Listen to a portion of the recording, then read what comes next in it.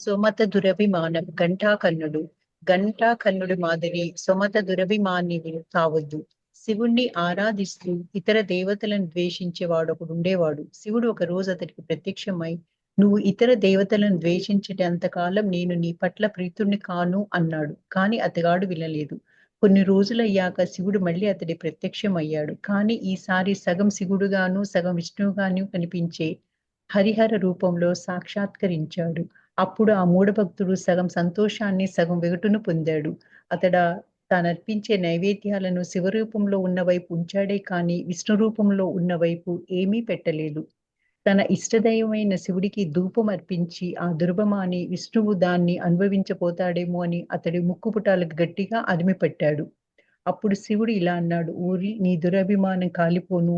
నేను హరిహర రూపాన్ని దాల్చి సమస్త దేవతలు ఒకే బ్రహ్మం యొక్క వివిధ రూపాలని నీకు నచ్చచెప్పి పూనుకున్నాను.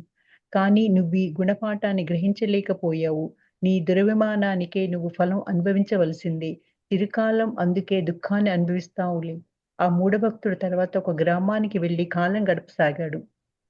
అచిరకాలంలోనే అతడు ప్రబల విష్ణు ద్వేషిగా పరిణమించాడు. అతడి మనోవైచిత్ర్యాన్ని కనిపెట్టి ఆ గ్రామంలోని పిల్లలు అతడి కనిపించగానే విష్ణువు విష్ణువు అని కేకలు పెడుతూ అతన్ని ఏడిపించసాగారు. అతడు 2 చెవులకు 2 గంటలు కట్టుకొని పిల్లలు విష్ణువు విష్ణువు అని కేకలు పెట్టగానే తనకు వెగటు కలిగించి ఆ పేరు వినరాకుండా గంటలు గణగణ మోగించుకుంటూ ఉండేవాడు. అది చూసి పిల్లలు అతన్ని మరింత పీడించసాగారు. ఈ విధంగా అతడికి ఘంటాకర్ణుడనే పేరు ప్రసిద్ధమైంది. గుడ్డివాళ్ళు ఏనుగు. నలుగురు గుడ్డివాళ్ళు ఏనుగు రూపం ఎలా ఉంటుందో తెలుసుకోగోరి బయలుదేరారు. ఒకడు ఏనుగు కాలుని తడిమి ఏనుగు స్తంభం మాదిరి ఉంటుంది అనుకున్నాడు. రెండోవాడు దాని తొండాన్ని తాకి ఏనుగు పెద్ద గద మాదిరి ఉంటుంది అనుకున్నాడు. మూడోవాడు దాని పొట్టని నిమిరి ఏనుగు పెద్ద పీపా మాదిరి ఉంటుంది అని ఊహించాడు. నాలుగోవాడు దాని చెవిని నిమిరి ఏనుగు పెద్ద చేట మాదిరి ఉంటుంది అని తలపోశాడు. చివరికి ఏనుగు స్వరూపాన్ని గురించి వారు తమలో తాము తీవ్రంగా వాదులాడుకోసాగారు. వారు వాదులాడుకోవడం చూసి దారిన పోతున్న పెద్ద మనిషి ఒకడు, "దేని గురించి మీరు వివాదపడుతున్నారు?" అని అడిగాడు. వారు జరిగిన ఉదంతాన్నంతా తెలిపి మధ్యవర్తిగా ఉండి న్యాయం చేకూర్చమన్నారు. అప్పుడు ఆ పెద్ద మనిషి వారితో ఇలా అన్నాడు, "మీలో ఎవరు ఏనుగును చూడలేదు. ఏనుగు స్తంభం మాదిరి ఉండదు. కానీ కాళ్ళు స్తంభాన్ని పోలి ఉంటాయి.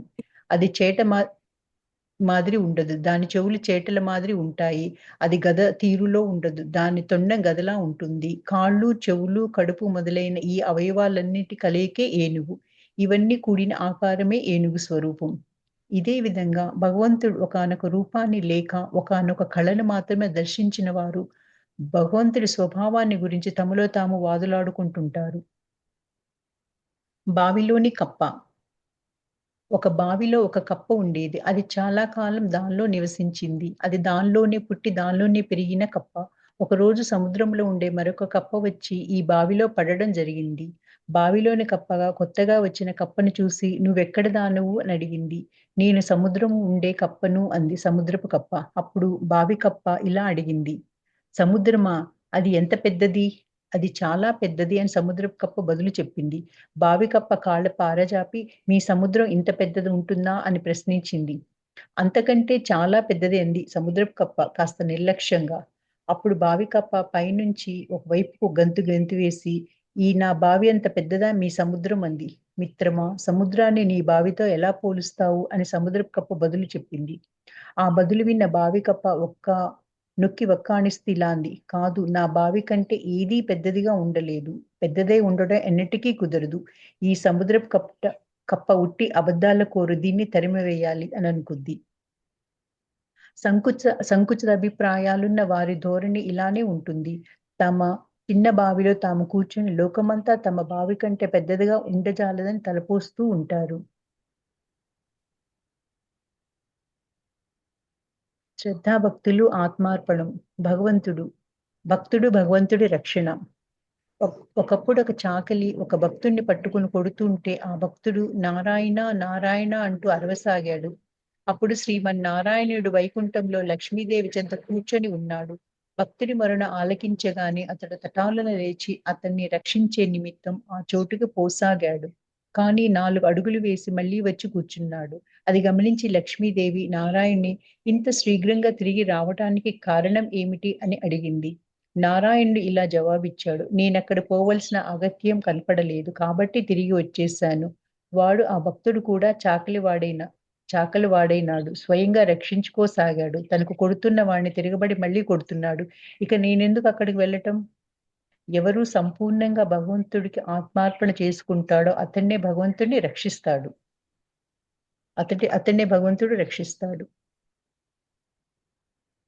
యశోద, రాధ. ఒకప్పుడు గోపాలుడి క్షేమ సమాచారం ఏమీ తనకు తెలియనందున యశోద రాధ వద్దకు వచ్చి గోపాలుడి సమాచారం ఏమైనా నీకు తెలుసా అని అడిగింది. ఆ సమయంలో రాధ దివ్యభావ పరవశురాలై ఉంది. అందుచేత యశోద మాటలు ఆమెకు వినబడలేదు. రాధ బాహ్యస్ఫురణ పొందాక నందుడి రాణి అయిన యశోద తన ముందు ఉండటం చూసి వెంటనే ఆమెకు వందనం చేసి రాకు కారణం అడిగింది. యశోద కారణం తెలుపగా రాధ ఇలా అంది. అమ్మా, కళ్ళు మూసుకొని గోపాలుడు రూపాన్ని ధ్యానించు, నువ్వు అతన్ని చూడగలవు. యశోద కళ్ళు మూసుకోగానే స్వయంగా దివ్యభావ స్వరూపిణి అయిన రాధ తన అలౌకిక శక్తితో ఆమెకు అఖండ పారవశ్యాన్ని కలిగించింది. వెంటనే యశోద తన గోపాలుణ్ణి చూసింది. అప్పుడు ఆమె రాధని ఇలా వేడుకుంది. అమ్మా రాధ, నేను కళ్ళు మూసుకున్నప్పుడల్లా నా ముద్దు గోపాలుణ్ణి కాంచగలిగేటట్టు వరం ఇవ్వు అని. శ్రీరాముడు మండూకం. శ్రీరాముడు అరణ్యంలో సంచరిస్తూ ఒకప్పుడు తన వింటిని బాణాన్ని నేలలో గుచ్చి నీళ్లు తాగేందుకు పంపా సరోవరంలో దిగాడు. తర్వాతగా బయటకు వచ్చి చూస్తే తన వింటి స్పర్శచే శరీరమంతా రక్తసికమై ఉన్న ఒక కప్ప అక్కడ పడి ఉంది.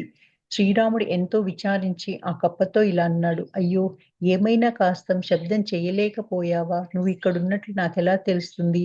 శబ్దం చేసి ఉంటే నీకు ప్రమాదం వాటిల్లకపోదు కదా. ఆ మాటలకు మండూకం ఇలా విన్నవించింది. నాకు ఆపద వచ్చినప్పుడు ఓ రామ నన్ను రక్షించని నిన్ను స్మరిస్తాను. నువ్వే నన్ను చంపుతుంటికి నేనెవరికి మొరుపెట్టుకోను అంది మండూకం.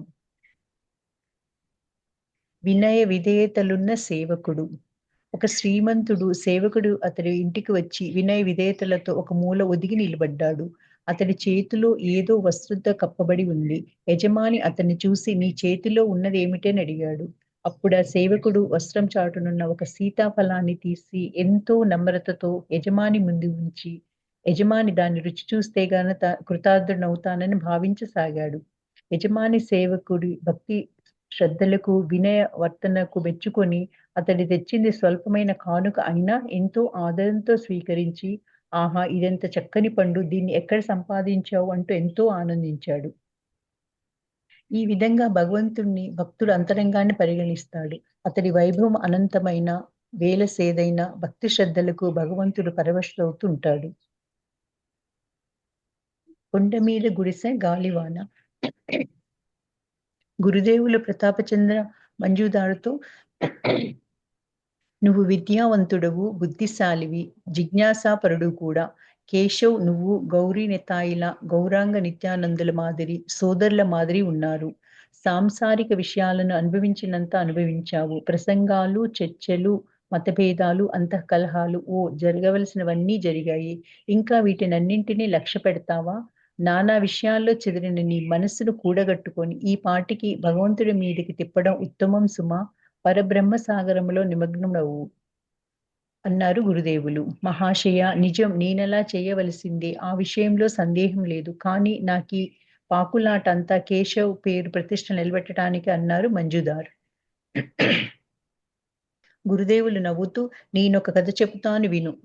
ఒకడొక కొండ మీద గుడిసె కట్టాడు. అందు నిమిత్తం ఎంతో కష్టపడ్డాడు. చాలా సొమ్ము ఖర్చు చేశాడు. కొన్ని రోజులకే గాలివాన వచ్చి ఆ గుడిసెను అటు ఇటు ఊపి వేయసాగింది.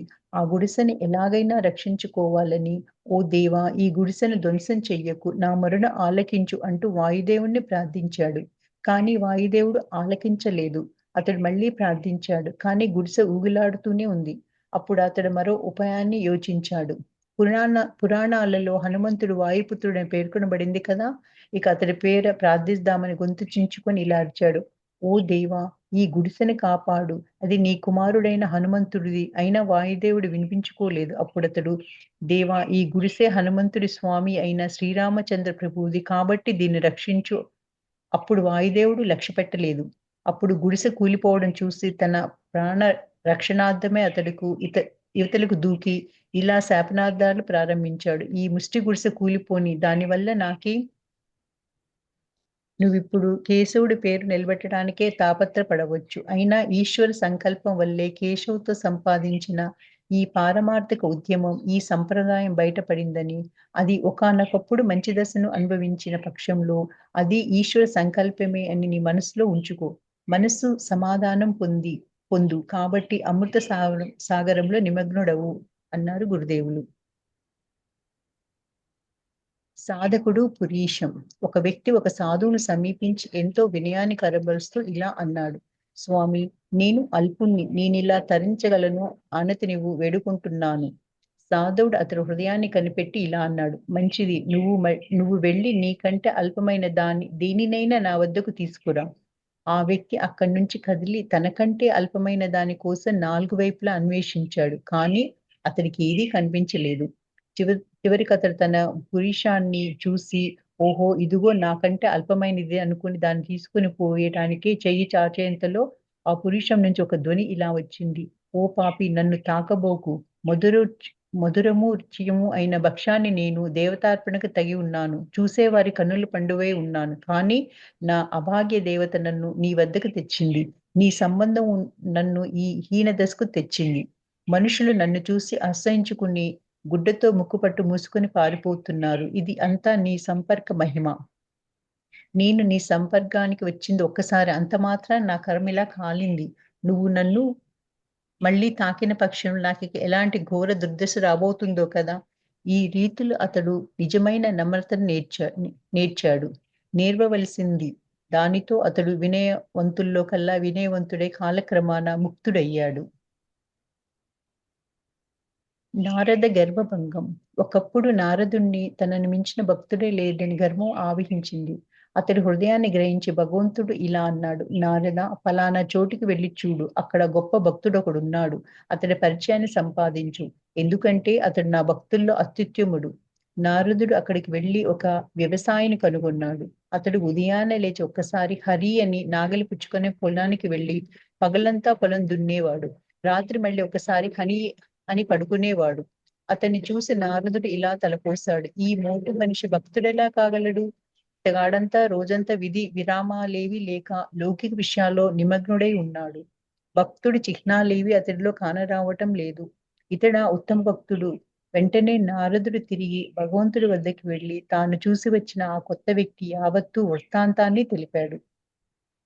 అది విని భగవంతుడు ఇలా అన్నాడు: నారదా, ఈ నూనె గిన్నెను పుచ్చుకొని ఈ పురాన్ని చుట్టిరా. ఒక్క చుక్కైనా గిన్నె నుంచి నూనె తొనకకూడదు. నారదుడు అలా చేసి తిరిగి వచ్చాక భగవంతుడు: నారదా, సరే కాని పురం చుట్టూ నడిచేటప్పుడు నువ్వు ఎన్నిసార్లు నన్ను తలుచుకున్నావు అని అడిగాడు. ఒక్కసారైనా తలచలేదు. నూనెతో అంచుల వరకు నిండిన ఈ గిన్నె తొనకకుండా చూడవలసినప్పుడు మిమ్మల్ని తలుచుకోవడం సాధ్యమా స్వామి అన్నాడు నారదుడు. అప్పుడు భగవంతుడు ఇలా పలికాడు: ఈ నూనె గిన్నె నన్ను పూర్తిగా మరిచేటట్లు చేసి నీ మనస్సును భగవద్విముఖం చేసిందిది. దుర్భరమైన సంసార భారాన్ని వహిస్తూ కూడా ప్రతిరోజు 2 సార్లు నన్ను స్మరిస్తూ ఆ సేదగాడు ఎలాంటి వాడో యోచించి చూడు అన్నారు భగవంతుడు. నారదుడు ఇద్దరు యోగులు. భగవత్ సాక్షాత్కారం పొందాలని ఇద్దరు యోగులు తపస్సు చేయసాగారు. ఒకరోజు నారద మహర్షి వారి పర్ణశాల పక్క నుంచి పోతుండడం జరిగింది. మహర్షిని చూసి యోగుల్లో ఒకడు: స్వామి, తాము వైకుంఠం నుండేనా వస్తుంది అని ప్రశ్నించాడు. నారదుడు అవును అనగా అతడు: అయితే భగవానుడు ఏం చేస్తున్నాడో సెలవిస్తారా అన్నాడు. ఏనుగులను లొట్టపిట్టలను సూది బెజ్జం గుండా దూరిస్తూ కీడిస్తుంటే చూశాను అని నారదుడు జవాబు చెప్పాడు. అది విని యోగి దానిలో ఆశ్చర్యపడవలసింది ఏదీ లేదు. భగవానుడికి అసాధ్యమైన కార్యం ఏముంటుంది అన్నాడు. కానీ రెండవ యోగి ప్రతిఘటించాడు: వెర్రి మాట, ఇది అసంభవం. మీరు వైకుంఠానికి పోనే లేదని దీనిలో రుజువవుతుంది. ఇందులో మొదటి యోగి భక్తుడు పసిపిల్లవాడి విశ్వాసాన్ని పోలిన విశ్వాసం ఉన్నవాడు. భగవానుడికి అసాధ్యమైంది ఏదీ లేదు. అతడి తత్వాన్ని పూర్తిగా ఎవరు గ్రహించగలరు? అతడి మహిమను గురించి ఎవరైనా పలకవచ్చు. దైవ సంఘటన. ఒకప్పుడు ఒక వ్యక్తి కుమారుడికి ప్రాణం మీదకు వచ్చింది. ఎవ్వరూ అతడి ప్రాణాన్ని కాపాడగలిగేటట్టు కనిపించలేదు.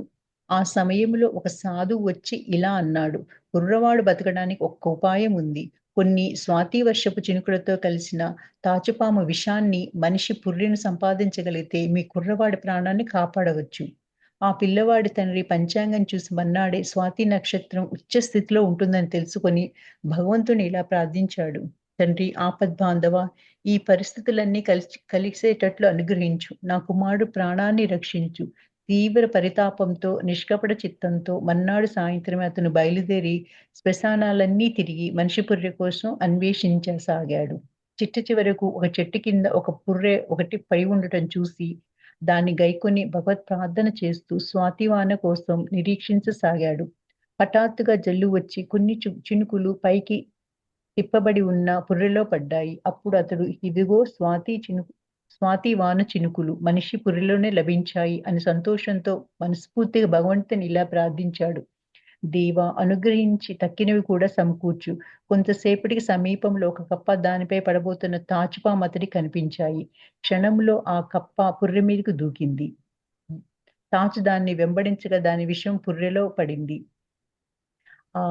ఆహా, ఏమిటి ఈశ్వర కృప అని అతడు ఆనంద పరవశుడై ఇలా అన్నాడు, తండ్రి, నీవు కృప వల్ల అసాధ్యాలన్నీ సాధ్యాలయ్యాయి. నేనెరుగుదును, ఇక నా కుమారుడు ప్రాణం దక్కుతుంది. కాబట్టి భగవంతుడి పట్ల మీకు దృఢ విశ్వాసము, అతన్ని పొందాలనే తీవ్ర వాంఛ ఉండే పక్షంలో అతడి అనుగ్రహంతో సమస్తం చేకూరగలవు. గోపికలు, వ్యాసుడు. ఆత్మ సాక్షాత్కారం కావాలంటే సాధనలు ఆచరించి తీరాలి. కానీ పూర్ణ విశ్వాసం ఉండే పక్షంలో స్వల్ప సాధనైనా చాలు. ఒకసారి వ్యాస మహర్షి యమునా నది దాటబోతున్నాడు. అప్పుడే గోపికలు అక్కడికి వచ్చారు. కానీ రేవులో పడవలేదు. అయ్యో, ఇప్పుడు ఏం చేయటమని వారు తత్తరిల్లి వ్యాసుని అడిగారు. అందుకు అతడు, దిగులు చెందవద్దు, నేను మిమ్మల్ని నదిని దాటిస్తాను. కానీ నాకు చాలా ఆకలి వేస్తుంది, తినడానికి ఏమైనా పెట్టండి అన్నాడు. గోపికలు తమ వద్ద ఉన్న పాలు, వెన్న, మీగడ వ్యాసుడికి సమర్పించారు. అతడు వాటినన్నింటినీ క్షణంలో ఆరగించి వేశాడు. అప్పుడు గోపికలు నదిని దాటించే మాట ఏమిటి అంటూ వేగిరపడ్డారు. వ్యాస మహర్షి నది గట్టు నిలబడి, ఓ యమున, నీ రోజున ఏమీ తిని ఉండిన పక్షంలో మేం నీ గుండా నడిచిపోయేటట్లు నీటిని పాయలు చేసి మాకు త్రోవ నివ్వుగాక అని ప్రార్థించాడు. ఆయన నోటి నుంచి ఈ మాటలు వెలువడగానే నీరు 2 పాయలే వాళ్ళ కళ్ళ ముందు నదీ గర్భం కనిపించింది. గోపికలు ఆశ్చర్యపోయారు. ఇప్పుడే మనం పెట్టినవన్నీ ఆరగించి నేనేమి ఈ రోజు తినని పక్షంలో అంటాడేమిటి అని భావించసాగారు. వ్యాసుడు స్వయంగా తానేమీ తినలేదని, తన హృదయాంతర్వి అయిన పరమేశ్వరుడు సర్వం ఆరగించి ఉన్నాడని దృఢ విశ్వాసం కలిగి ఉన్నందుకు ఇది నిదర్శనమని గోపికలు గ్రహించలేకపోయారు. బాలభక్తుడి దేవతార్చన. దేవతార్చన చేసే ఒక బ్రాహ్మణుడు ఒకరి ఇంట నిత్య దేవతార్చన చేస్తుండేవాడు. ఆ పనిని తన చిన్న కుమారుడికి అప్పగించి ఒకసారి అతడు గ్రామాంతరం వెళ్ళాడు. నిత్య నైవేద్యాన్ని దేవుడి ముందు పెట్టి దేవుడు దాన్ని ఆరగించేటట్లు చూడమని అతడు బాలుడికి చెప్పాడు. తండ్రి ఆజ్ఞ ప్రకారం పిల్లవాడు నైవేద్యాన్ని విగ్రహం ముందు ఉంచి మౌనంగా కూర్చొని ఉన్నాడు. కానీ ఆ విగ్రహం తినలేదు, మాట్లాడనూ లేదు. అయినా పిల్లవాడు చాలాసేపు అలాగే వేచి ఉన్నాడు. దేవుడు పీఠం దిగి వచ్చి నైవేద్యం పెట్టిన పళ్ళె ముందు కూర్చొని ఆరగిస్తాడని పిల్లవాడి గట్టి నమ్మకం. అప్పుడతడు, ఓ దేవుడా, రా, ఆరగించు, ఆలసించకు, నేనిక కాచుకొని ఉండలేను అంటూ వేడుకోసాగాడు. కానీ దేవుడు పలకలేదు. ఆ బాలుడు, భగవంతుడా, నువ్వు నైవేద్యాన్ని ఆరగించేటట్లు చూడమని మా తండ్రి నాతో చెప్పారు. నువ్వెందుకు రావు? నువ్వు మా తండ్రి వద్దకు వచ్చి ఆయన అర్పించే నైవేద్యాన్ని ఆరగిస్తావు కదా. నేనర్పించే నైవేద్యాన్ని ఎలా ఆరగించవు? నా నేరం ఏమిటి అంటూ ఏడవసాగాడు. ఈ విధంగా చాలాసేపు వెక్కి ఏడ్చాడు. అప్పుడు దేవతా పీఠం వంక కళ్ళు విప్పి చూడగా దేవుడు మానవ రూపంలో వచ్చి నివేదిత పదార్థాన్ని ఆరగిస్తూ ఉండడం కనబడింది. అలా దేవతార్చన ముగించిన బాలుడు బయటికి రాగా ఆ ఇంటివారు, దేవతార్చన పూర్తయితే ప్రసాదాన్ని తీసుకురా బాబు అన్నారు. దేవతార్చన ముగిసింది, ప్రసాదాన్నంతా దేవుడు ఆరగించేశాడు అనే బాలుడు జవాబు చెప్పాడు. వారంతా నివ్వెరపోయారు. నాయనా, ఏమంటున్నావు? దేవుడే అంత ఆరగించి వేశాడా అన్నారు. నిష్కాపట్య మొహంలో తాండవిస్తుంటే బాలుడు ఇలా పలికాడు, ఎందుకు? భగవంతుడే నేను అర్పించినంతా ఆరగించాడు. అప్పుడు వారంతా పూజాగృహంలోకి వెళ్ళగా ఖాళీగా ఉన్న పళ్ళాన్ని చూసి నిశ్చేష్టులైనారు. నిజమైన విశ్వాసం, భగవతార్పితం యొక్క ప్రభావం ఇటువంటిది. కృష్ణుడిని అన్న తీవ్ర పరితాపం ఒకటే భగవద్ దర్శనానికే నిశ్చయమైన మార్గం. పసిపిల్లలు నమ్మకాన్ని బోలే నమ్మకం ఉండాలి. తల్లిని చూడడానికే అతడి కలిగేటువంటి తీవ్ర కాంక్ష ఉండాలి. జటులనే పిల్లవాడు ఉండేవాడు. అతడు పాఠశాలకు ఒంటరిగా ఒక చిట్టడవి గుండా పోవలసి వచ్చేది. తరచూ అతడు భయపడుతుంటేవాడు. ఆ మాట తల్లితో చెప్పగా ఆమె ఇలా అంది. నాయనా ఎందుకు భయం? నీకు భయం వేసినప్పుడల్లా కృష్ణుడిని పిలువు. కృష్ణుడెవరమ్మా అని అడిగాడు బాలుడు. కృష్ణుడు నీ అన్న అని తన చెల్లి చెప్పింది. ఆ తరువాత జటిలుడికి ఆ అడవిలో భయం వేసినప్పుడు అన్నా కృష్ణ అని కేక పెట్టేవాడు. ఎవరూ రాకపోవడంతో ఇంకా బిగ్గరగా ఓ అన్నా కృష్ణ నువ్వెక్కడున్నావు? నాకు భయంగా ఉంది. వచ్చి నన్ను కాపాడు అని అరిచాడు. అంత నిష్కపటంగా మొరపెడుతున్న ఆ బాలుడు మొరను ఆలకించకుండా అతన్ని వచ్చి రక్షించకుండా కృష్ణుడు ఊరుకుండగలడా? కృష్ణుడు ఒక చిన్న బాలుడి రూపం దాల్చి వచ్చి తమ్ముడా వచ్చాను. నేనుండగా నీకెందుకు భయం? నాతో రా. నేను నిన్ను పాఠశాలకు తీసుకువెళ్తాను అన్నాడు. అలా ఆ బాలుడిని పాఠశాల వద్దకు విడిచిపెట్టి నువ్వు నన్ను పిలిచినప్పుడల్లా నేను వస్తాను. భయపడవద్దు అంటూ కృష్ణుడు అభయమిచ్చాడు. నిజమైన నమ్మకం భగవత్ పరితాపం యొక్క మహిమ ఇలాంటిది. భక్తురాలైన గొల్లవనిత బ్రాహ్మణుడు. గొల్లపడుచు ఏటికి ఆవుల వైపున ఒక బ్రాహ్మణుడికి వాడుకగా పాలు తీసుకెళ్లి అమ్ముతుండేది. పడవ పోకలు సరిగా లేని కారణాన ఆమె ప్రతిరోజు సకాలానికి పాలు అందివ్వలేకపోయేది. ఒకరోజు బ్రాహ్మణుడు చివాట్లు పెట్టగా ఆ దీనురాలు ఇలా అంది. నేనేం చెయ్యను బాబు, ఇంటి నుంచి పెందలకడనే బయలుదేరుతాను. ఏటి ఒడ్డున పల్లెవాడి కోసము ఏరు దాటే వారంతా చేరుకోవడం కోసము కనిపెట్టుకొని ఉండాల్సి వస్తుంది. అంత బ్రాహ్మణుడు ఇలా అన్నాడు. వెర్రిదాన భగవన్నామోచ్చారణ చేసి సంసార సాగరాన్ని దాటవచ్చునే. నువ్వు చిన్న ఏటిని దాటలేవా? అమాయకురాలైన నా గొల్లవనిత ఏటిని దాటే ఈ సులువైన ఉపాయాన్ని విని ఎంతో ఆనందించింది. మరునాటి నుంచి ఉదయాన్నే బ్రాహ్మణుడికి పాలు అందివ్వసాగింది. ఒకరోజు అతగాడు ఆమెను ఇలా అడిగాడు. నీవు ఈ మధ్య చాలా పెందలగడే వస్తున్నావు. ఎలా? అందుకు ఆమె ఇలా అంది. అయ్యా మీరు చెప్పినట్లే దేవుడి పేరు తలుచుకుంటూ ఏటిని దాటి వస్తున్నాను. ఇక నాకు పడవ అవసరం లేదు. బ్రాహ్మణుడు ఆ మాటలు నమ్మక సరే కానీ నువ్వు ఈ ఏటిని ఎలా దాటావో నాకు చూపిస్తావా అన్నాడు. ఆమె చూపిస్తా అని బ్రాహ్మణుడు తనతో తీసుకుపోయి నీటి మీద నుంచి నడిచిపోసాగింది. కొంతసేపటికి వెనక్కి తిరిగి చూసి ఆమె బ్రాహ్మణుడి దుర్వస్థను గమనించి ఇలా అంది. అదేంటయ్యా నోటితో దేవుడి పేరు పలుకుతూ చేత్తో వస్త్రాన్ని పైకెత్తి పట్టుకున్నావు. నువ్వు పూర్తిగా దేవుడిని నమ్మినట్లు కనబడుతుంది. భగవంతుడు సంపూర్ణమైన ఆత్మార్పణ, అతడి పట్ల దృఢమైన నమ్మకం అనే అద్భుత కార్యాలన్నింటికీ మూలం.